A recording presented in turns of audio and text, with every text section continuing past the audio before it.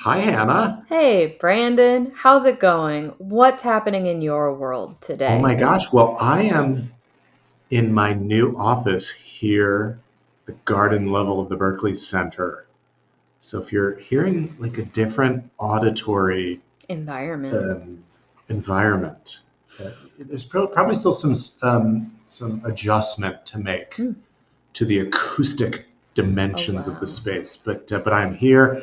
I've got um, my Yale pennant in the background, Nice. and I have my Cinque Terre poster up. So I I feel like I'm almost at home. feels as if I'm in Italy, just looking at the screen right now. Do you smell the citrus trees blowing Very in the nearly. wind? Anyway, that's kind of what's going on Hmm. in my world. How about you? Well, I am smelling the sweet aromas of pies baking because I'm What? I'm in full Thanksgiving mode, Brandon. I started off telling myself I'm going to bake 2 pies. Now I have plans for 4. 1.5 pies are already in the freezer. A lot of math is happening. And then to top it all off, the thing I think people are actually most excited for is over the summer, Target, so weird, had a sale on dog costumes that are turkeys. So Nellie will be dressing up as a turkey for Thanksgiving. The anticipation is killing me. Like, I'm a person who loves Wow. to look forward to a fun thing, and so I'm now just in full Thanksgiving mode. I love it. And I'm reminded that on the Enneagram, are you the Yeah, oh, achiever? I sure am, Brandon. And so, like Dr. Hannah Black Hmm. doesn't just bake a No. pie. There are so many pies. We haven't gotten to the point of spreadsheets, but that's the vibe. Let's be honest, it won't be long. Yep. Yep. Well, I can almost smell the pumpkin spice wafting over Yeah. here. And It's exciting. well, we'll have to share um, on the Instagram account the pictures of Nellie when she's in her Oh, full for gobble sure. It's gobble mode. it's honestly so ridiculous. I like to think I wouldn't have bought it if it wasn't on sale, but if I do some inner searching, the answer becomes clear and shameful. But the dog costume has Velcro drumsticks on it that are dog squeaky toys. Like the whole thing, there's no dignity involved.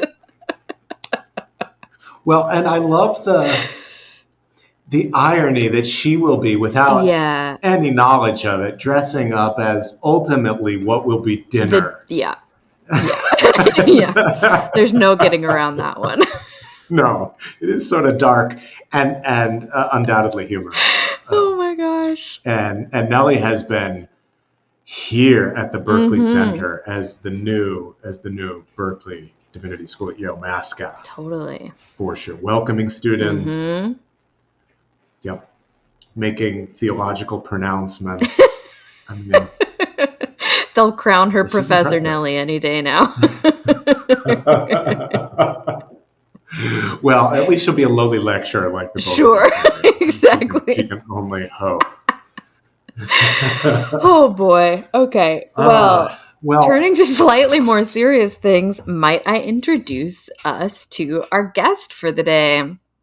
I'm really excited about this one because the Reverend Dr. Danielle Tumminio Hansen is a friend of a few friends, and she's also somebody who was a Berkeley student, so is part of our community, is returning to our community.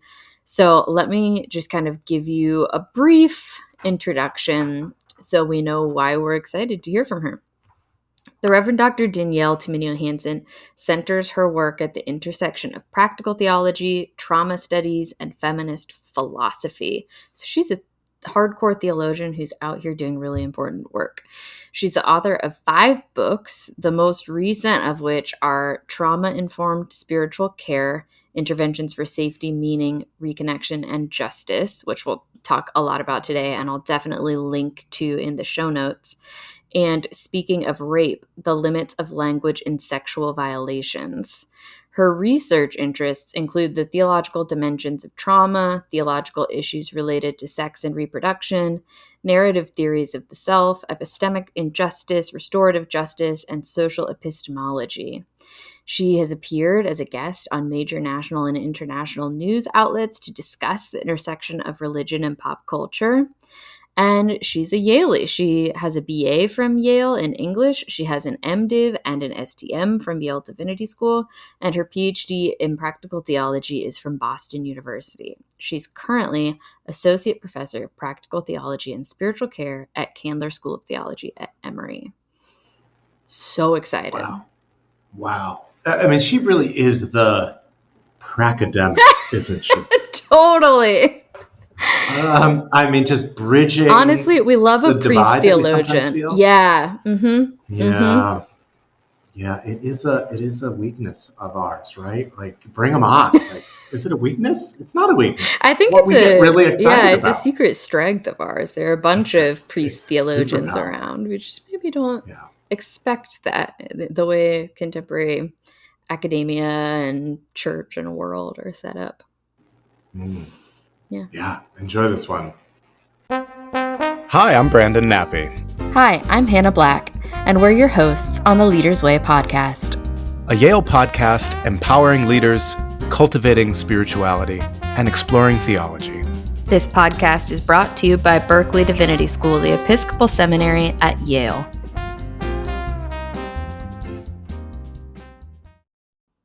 Well, welcome to the podcast. I'm really excited you could join us. You're not only an esteemed theologian, but you're also a Berkeley grad. So you're a part of our community, coming back to the community in a different way. It's very exciting.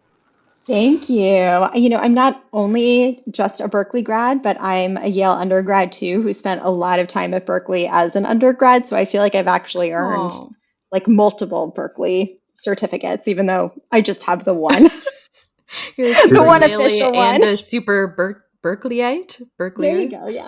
This is where I say, boola boola. Yes. And we don't really know what the word means. And in fact, when I was suffering a bout of insomnia last week, I decided to Google boola boola. And I learned it's a nonsense word completely made up simply to rhyme with hula. So I want to disabuse anyone of the notion that this is a very fancy word that only Yaleys can use or understand. This is such like a very disappointing etymological rabbit trail. There's no there. The issue is really keeping me up at night, so I'm so glad. We're here to uncover hard-hitting truths of our time. Doing my little part. Well, okay, speaking of Yale and your work at Yale, you also taught at Yale and wrote a book about teaching Harry Potter at Yale. Brandon and I love to go on little Harry Potter rabbit trails when we can. Not only because it's contested and therefore fun to talk about, but we both love Harry Potter. So this is the book we both wish we wrote. So we're so envious. The Teaching Harry Potter at Yale book? Yeah, definitely. What did you learn teaching about Harry Potter at Yale? Did anything surprise you? What was the climate like? Oh, that's such a great question. So I actually taught that class during my STM that I taught that class. So I did an MDiv at Yale and then I did an STM after. So during the time I was doing my STM in August of that year, the summer of that year, the last Harry Potter book came out. And I had been following all of the conversation in the news media about whether the books were heretical and whether Christians should read them. And that was such a big source of controversy of, are these books heretical because there are witches and wizards in it? And, these kids are not good role models because they're witches and wizards. And, a lot of these conversations were just happening in these very short editorials. And it was really frustrating to me because I felt like, I had been doing all this work in theology and I was so excited about it. And the one thing, or one of the many things I learned at Yale was that theology is really rich and it's really nuanced. And so if you want to have a conversation about theology in the series, that is a great conversation, but you're not going to sort it out in 500 to 800 words. So I proposed a college seminar to do this. And I think the first thing that I learned was the backlash that initially got. Even before the seminar was approved, there was a Yale Daily News article saying, Of oh, there course was there this like was. joke of a seminar proposed for the college seminars. And, Wow. and of course, not looking at the reading list that had, 400 pages of reading a week of, Serene Jones and Paul Lakeland and Dan Migliore, like these big names in theological education, that this was far from light reading, and so all this judginess. And then the seminar got sponsored by 2 colleges. There was at that point you had to physically show up to register for a class, so there was a physical wait of students that went around the corner from the college where it was being Whoa. offered. I sorted Wow. through close to 100 applications. And, the students that were in that class were so diverse. They were racially diverse. They were religiously diverse. They came from a whole bunch of spiritual backgrounds. There was a Southern Baptist, there was a Mormon, there was a Hindu student, there were students who were atheists, liberal Protestants, and so there are 18 of them all around a table together. And I remember thinking on the first day of class, like this is such a test about how we can all get along and how we can all communicate. And I'm gonna get to find out whether this can work or not. And those students did a tremendous job of engaging very authentically, bringing their whole selves to the classroom, having really honest conversations about things that matter. We talked about what happens after death. We talked about what happens, what the meaning of evil is, what grace looks like. And I think there were a few things that made that successful. And one of them was that we weren't actually going straight for the topic. We were using the books and kind of going around into the Mm-hmm. topic. And I think, as opposed to saying, why does this evil thing in our world happen? Now we're saying, why does this evil thing in a Right. fictional world happen? And what does it mean? So it takes away a layer of personal engagement and lets you speak about these really tender things, without quite as much personally at stake. So I think that was one reason. The second, which is really simple, is that I brought snacks to class every week. And I think Magic. snacks really help. Like my son is 6 and he says, I'm so much nicer with snacks. So So am I. like he said it one day, like this big revelation, Mom, I think I'm nicer with snacks. So so I think that helped a lot. But then, I think the last thing was that they wanted to be there, right? They were one of those 100 students that were lined up. So they wanted to have the conversations. And, what I said to them all on the first day of class, and then I said to the students I taught in subsequent years, because I taught that class for several years after that. Because, of course, after I did the first time, then it was like, we're so proud at Yale that we have this class. Gosh, that's so funny. So, but I said, I would say to the students, I'm pretty sure theology is not what brought you here. I'm pretty sure Harry Potter is what brought you here, but I actually really hope that theology is what keeps you here. Because these topics that we're discussing, I call them 2 a.m. questions. They're the ones that keep you up at Yes. 2 o'clock in the morning. And you need a vocabulary to think critically about these questions. And Yeah. that goes across the board, whether you're a Christian or not, whether you agree with this or not. These questions are so important and you deserve frameworks to ask them. So, so I learned that there really are ways to engage difference and there are ways to create community and that we can just learn a lot together around a Mm-hmm. table. How did how you taught the class change over time? I'm really curious about um, you know evolution of teaching, of preaching, that we have many leaders and clergy folks who, listen to our podcast, and folks who have to often do the same kinds of things repeatedly, longitudinally through time. I always love hearing how teachers and leaders change things. So, what did you learn and what did you adjust over time as you taught it a second and third time? Yeah. So I think the first time around, I had so few resources to work with because the books had just come out. No one had written anything. I had not written anything. And so I was really having to pull together other resources to make the class work. And the longer I was teaching it, the more I could pull on my own writing, the more I could pull on some other scholarship. Um, but but to be honest, the wave of books that came out, a lot of them came out after I stopped teaching the class, and so I was still having to kind of pull theology books and then say, okay, here's the theology text. Now you make the leap. And in some ways, that was very good for students. Yeah.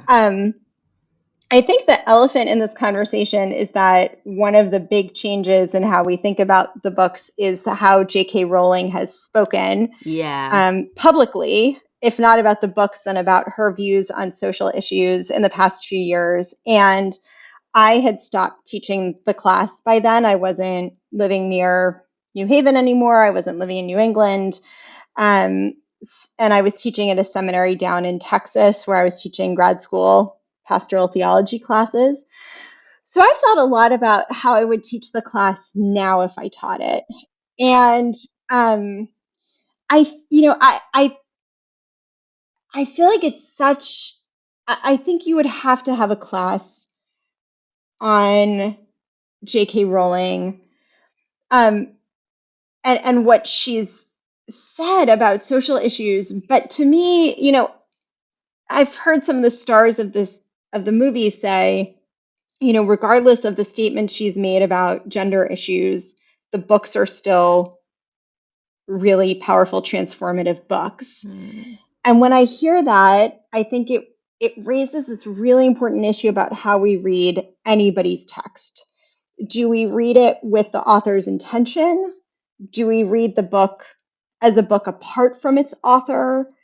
One of my favorite book series are the Neapolitan novels, and they're written by an anonymous author very recently who said, I want nothing to do with this. Like, I couldn't have written the books if my name was attached to them, and books stand on their own.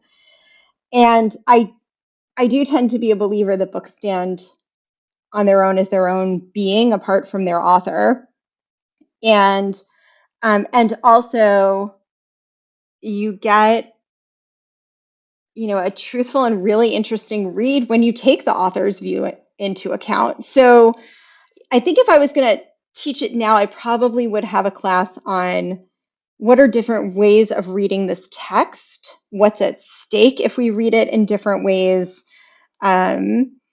because J.K. Rowling has given us a lot to work with her own beliefs. And so it becomes a question we have to ask that we wouldn't be asking of an author like Elena Ferrante of the Neapolitan novels, who has really kept her identity secret from the reader.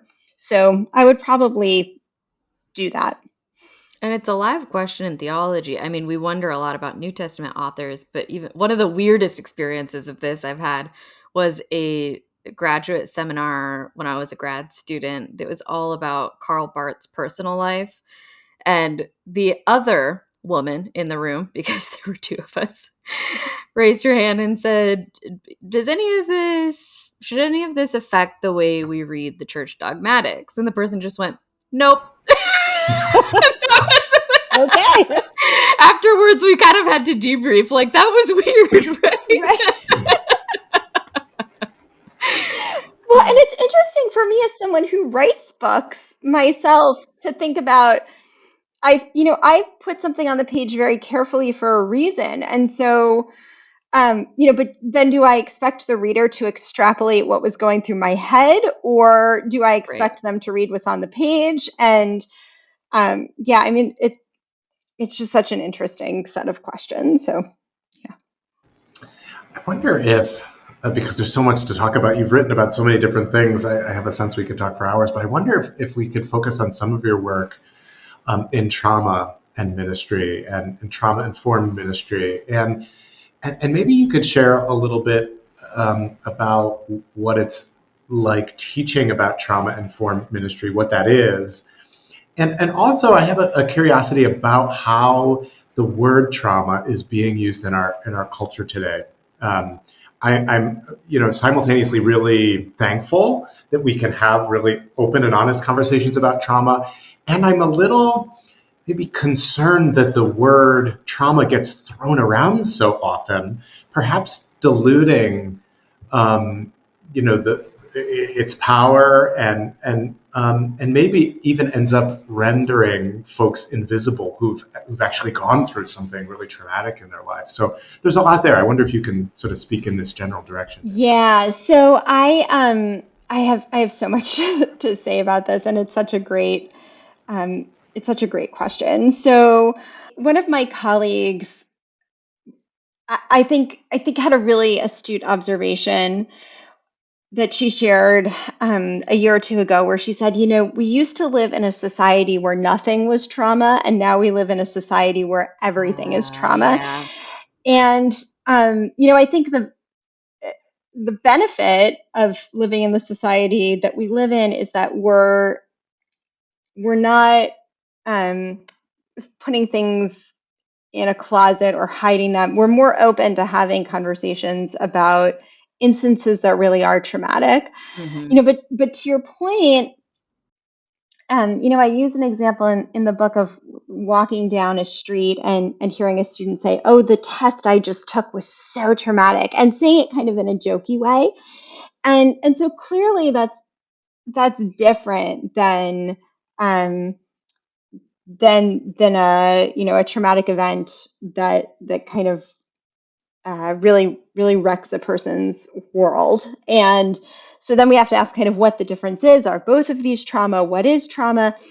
And so at some level, experts have not agreed on what trauma is. If you read a literary theorist named Kathy Caruth, she defines trauma as something being missed in an event. And it's the experience of missing something crucial that causes you to kind of cycle back to it again and again to try to figure out what you missed. There are philosophers like Susan Bryson who say, no, definitely nothing was missed. In fact, you have a hyper awareness of certain parts of the trauma. So it's not what was missed that's causing you to cycle back. It's that hyper awareness that's causing you to cycle back. And then there are, psychiatrists like Bessel van der Kolk, who's really focusing on the embodied experience of trauma, and then psychiatrists like Judith Herman, who are focusing on the narrative effects of trauma, how trauma really stops a person's story and challenges understandings of themselves. And then if you look at the psychological community's definition of post-traumatic stress disorder, Mm-hmm. it's really important to look at what's present in that definition and then what's not present. So what is not present in that definition are a list of events that are traumatic. What Right. is present are reactions to events, even though the events are never specified. So what the psychological community is saying is we cannot look at an event and say that will necessarily produce a reaction. Instead, a whole wide variety of events can produce a reaction. Here's what the reaction looks like. We need to look at impact. And I think that's right, because people bring all sorts of resources or lack thereof to a given experience. So, if you have uh, a brain that happens to have the benefit of being very resilient, you're less likely to experience something as a trauma. If you have experienced traumatic events before, or things that your brain processes as a trauma, you might come to a new potential traumatic event with those in your background, that's going to influence how you're viewing what you're seeing, right? So, the other example I give is my daughter and I were in a car once, and I collided with a deer. And so my daughter came home from that and said, "Mommy hit a deer." And I said to my husband, "No, I did not hit a deer. The deer hit the car." Like, very crucial distinction. The deer hit the car. And my daughter said, "No, no, no. Mommy hit the deer." So, like, who's correct here? I mean, I'm in the driver's seat. I know what I did with the steering wheel. I know how this deer jumped out of a ditch in a way that made it impossible for it not to collide with my car, even though I swerved away. So, I took active steps not to collide with the deer, but the deer made the choice to jump out of the ditch. So, to my mind, the deer hit me or hit the car. From her perspective, that is not what happened. Now, am I skewing things because I don't want to see myself as a deer murderer? Or she was 3 at the time, and in the back seat, does she not have the perspective to bring to the situation that would give truthful information? Is anyone going to ask the deer? So you can see there are a lot of reasons why we process the same experience differently. We have different things that are at stake. We bring different wisdom. And for all those reasons, one thing that theorists do tend to agree upon is that we cannot define an event as being traumatic. It's a person's reaction to it. I am skirting around your question, but I'm not skirting around your question. I'm giving a lot of background information to ultimately say the definition that I use kind of pulls from other experts and scholars and hopefully brings together their wisdom, but it's very much my definition because there isn't a universal agreement. So my definition is that a trauma is a highly distressing event or series of events that occurs in the life of an individual or community that overwhelms their capacity to cope, often because of a threat to their lives and what is most meaningful to them. So what my definition is highlighting here is that events in and of themselves are not traumatic. What makes them traumatic is that a person's ability to cope is overwhelmed by them. So person experiences an event and their coping mechanisms are not up to the task of alleviating that distress. That can often occur because of a physical threat to their life or to a threat to their sense of meaning. Can occur for all sorts of reasons. But the other thing that I highlight in this definition is that a trauma can be individual or it can be communal. And we know that traumas, travel across time, that there's intergenerational trauma. I call that a vertical dimension to trauma. And there's also a horizontal dimension, the idea that, a trauma has a locus, but then it percolates throughout a community. So, I think that if we apply that definition, it helps us put some boundaries around, what is trauma and what is stress. Because a stressful event kind of involves the use of coping mechanisms, but not the complete overwhelm that a trauma does. So I give the example in the book of a person taking a science test. And if they show up to take the test, they might find the test stressful whether they studied or not. But if they studied, then they have resources that they can bring to bear. And the kind of stress they're feeling is actually a productive stress, right? It might help them write faster. Their brain is really on fire.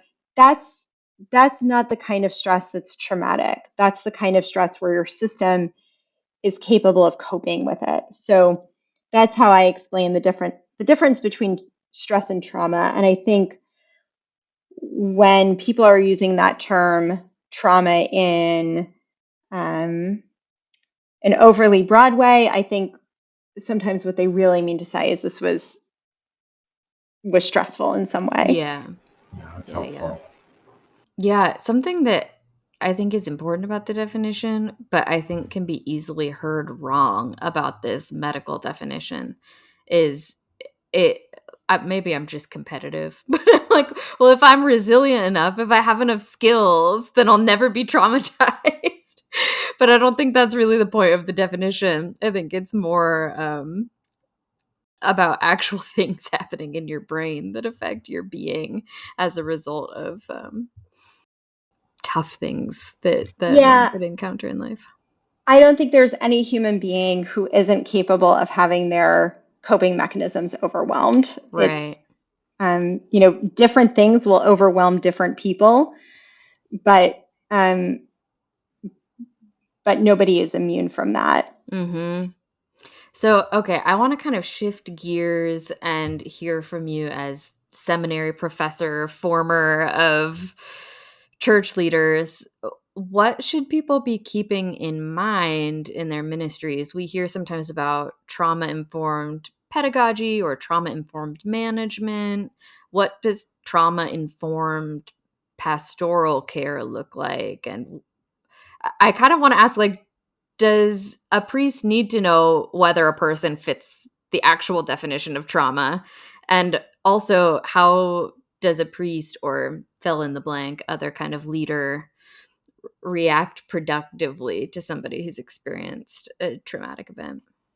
Yeah, so here's my practical advice to faith leaders. I think it's helpful for them to look over the definition of PTSD in the psychological manual, just so they have those symptoms in their back pocket. And I think it's really helpful for them to remember not everyone who experiences a trauma develops PTSD.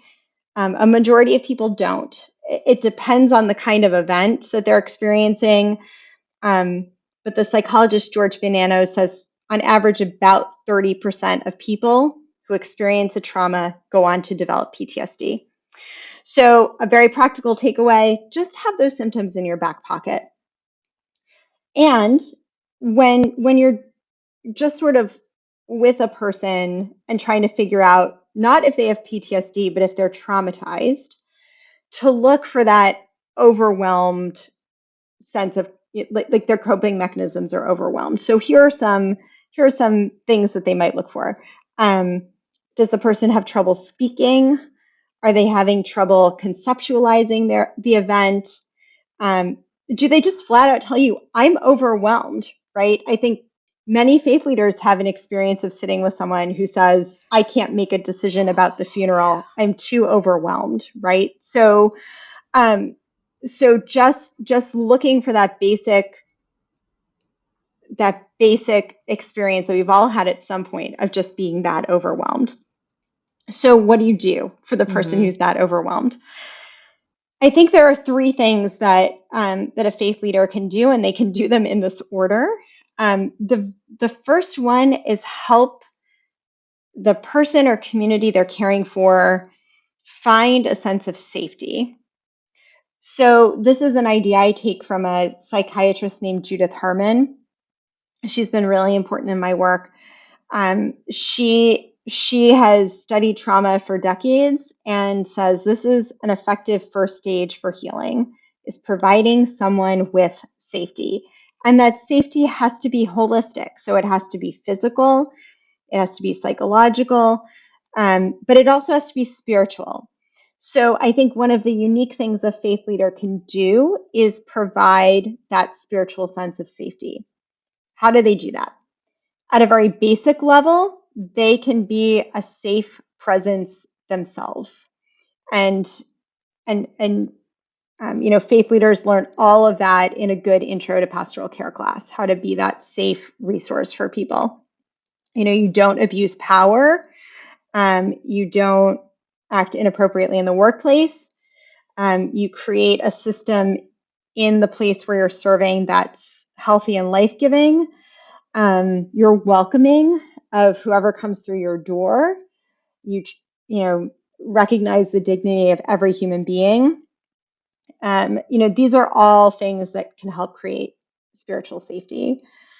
Also engaging in grounding practices with someone, centering prayer, a meditative walk. If it feels useful to someone, praying passages of the Bible, if they are meaningful to them, if they're meaningful and feel safe to them. These sorts of grounding things, yoga, deep breathing, all of these provide kind of a psycho-spiritual sense of safety.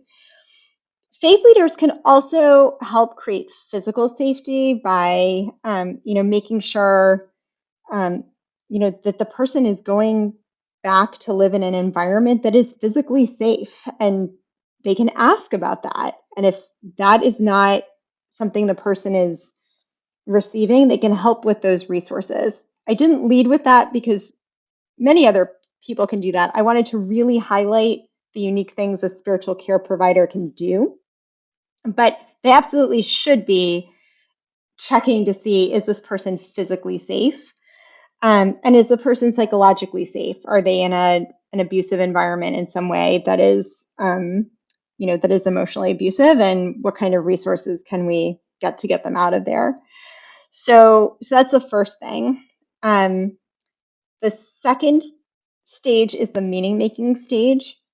And I tend to find with my students, this is the place they are most comfortable. A lot of them come to seminary because they love spiritual meaning making and they're good at it and they want to help others with it.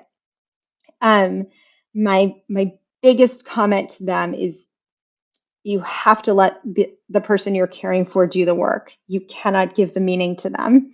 You can journey alongside them. You can ask the right questions. Again, see your Intro to Pastoral Care class.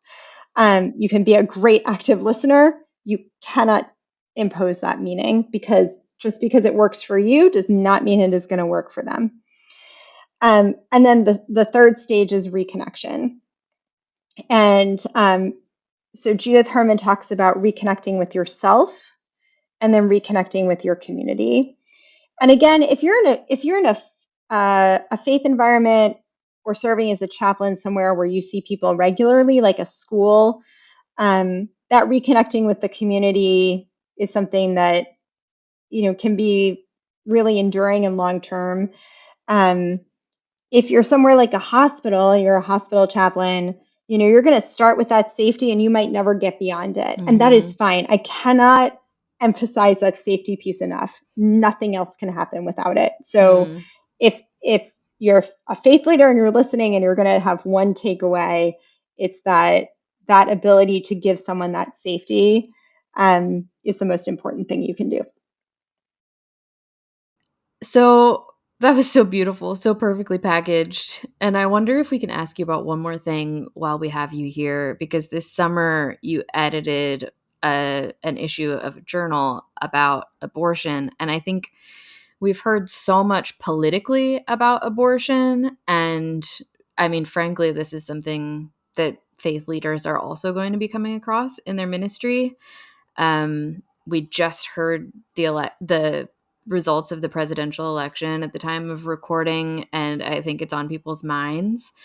I think since the loudest Christian voices on the topic of abortion tend to be like one very specific, well-known thing, I'm just wondering if you can kind of tell us a little bit about what you found editing that issue of the Anglican Theological Review in terms of what an Anglican theology of abortion is or isn't, or what do we know about what our theology is? What don't we know?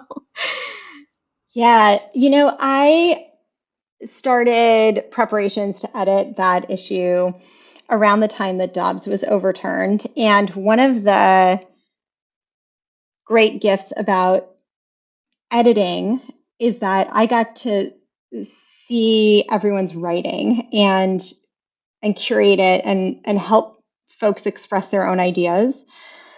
And I wanted to do that because one of the reasons I love being an Episcopalian is that Episcopalians don't generally come out with very hard-hitting, statements that allow no room to breathe and no flexibility. That I think we really try to cast a wide net while valuing the dignity of every human being.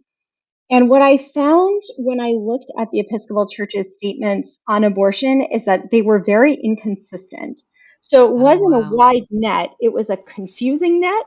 And I thought if I was going to look to guidance for these, I would be befuddled. And so, Mm, what resources do we have that might help us think productively about an issue that affects, not just anyone who can carry a child, but anyone who cares about anyone who can carry a child. So, um, you know, I I think we tend to think of abortions as something that happens within a particular pregnancy that then has to be responded to without looking at the broader picture of someone's reproductive life to say, actually, a person has a period every month of their life, which means they have to prevent a pregnancy every month of their life.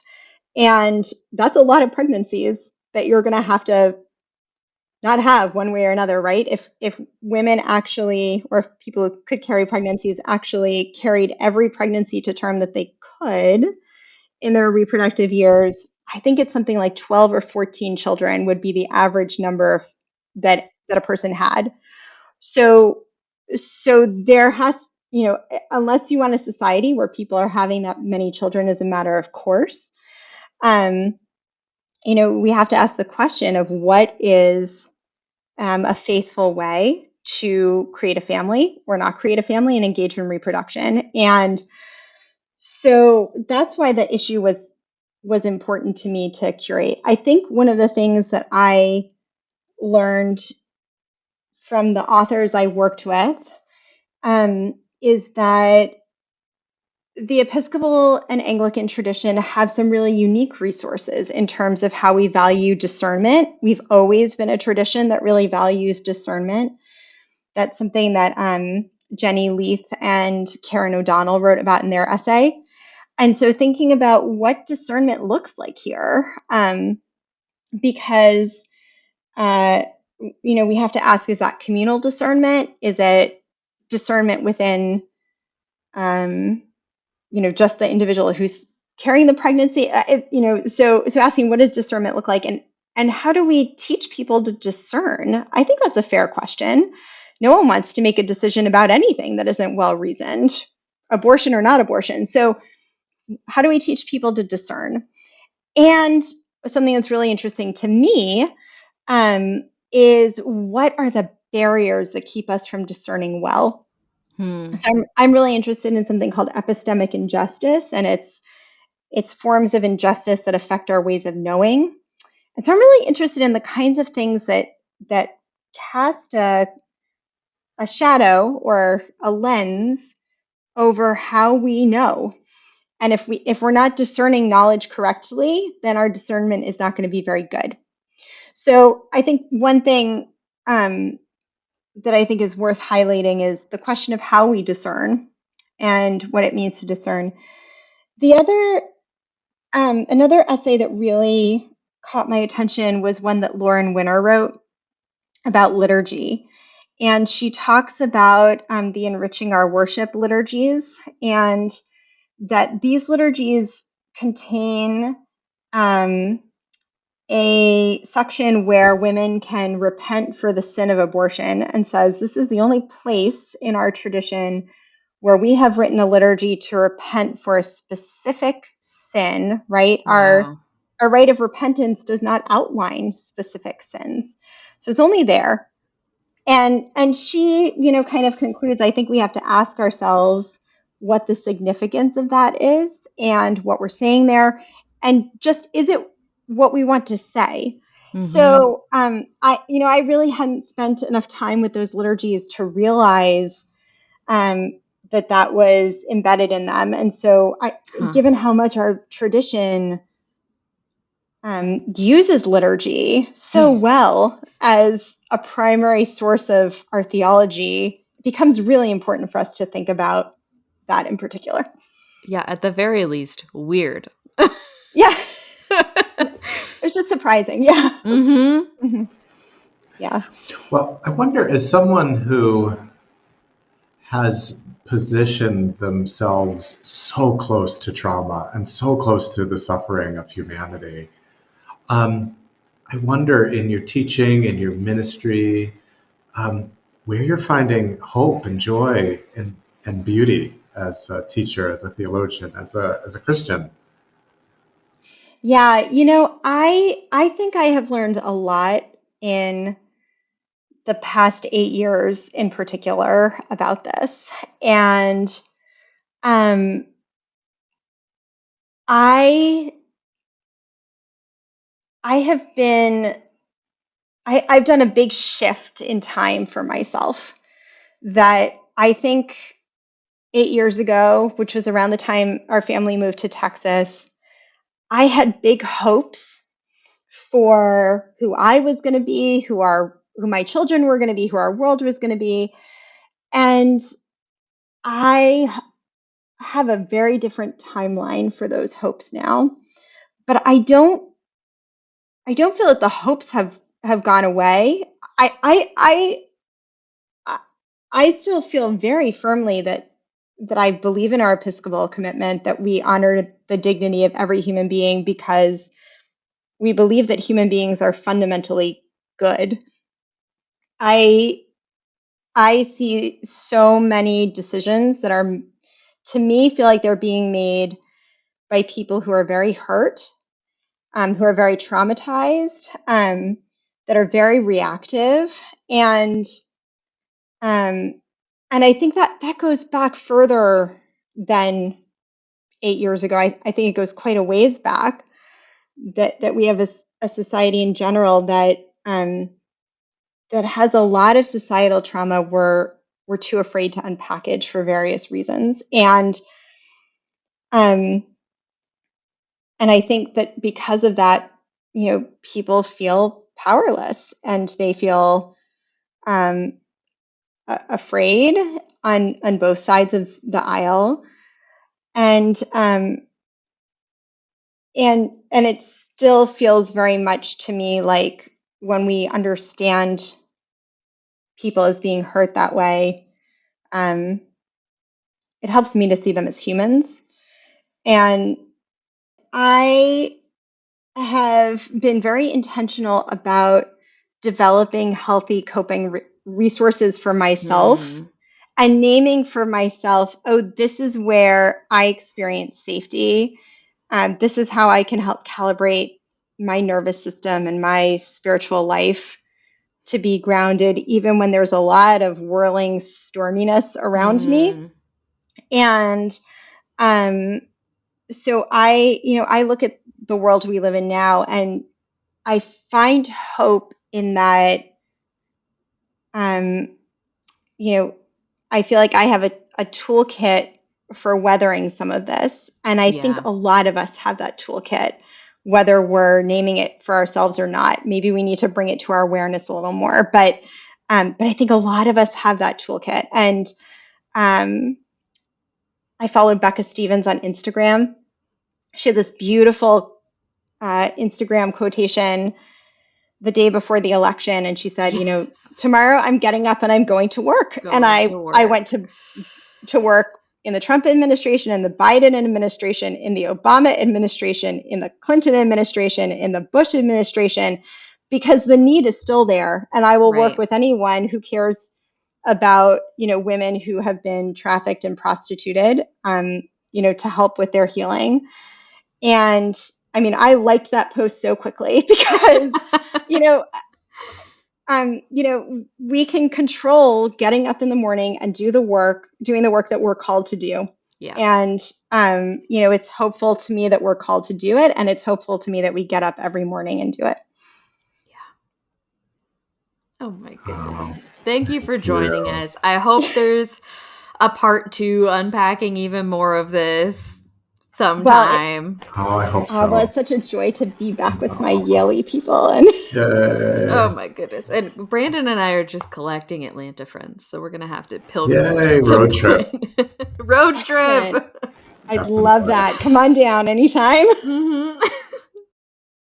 Gosh, that was such a rich conversation, and I'm so grateful for it. I thought we could bring it together by having a moment of reflection. This week, I'd really like to share a poem that has been meaningful to me and to a friend of mine who I've walked through some dark places with. This is a poem called Prayer Walk. It's like prayer/walk. Something you're into, Brandon, the prayer/walk. This is a poem by Malcolm Guite. A hidden path that starts at a dead end, old ways renewed by walking with a friend, and crossing places taken hand in hand, the passages where nothing need be said, with bruised and scented sweetness underfoot, and unexpected birdsong overhead, the sleeping life beneath a dark-mouthed burrow, the rooted secrets wrestling in a hedgerow. Gonna say that again.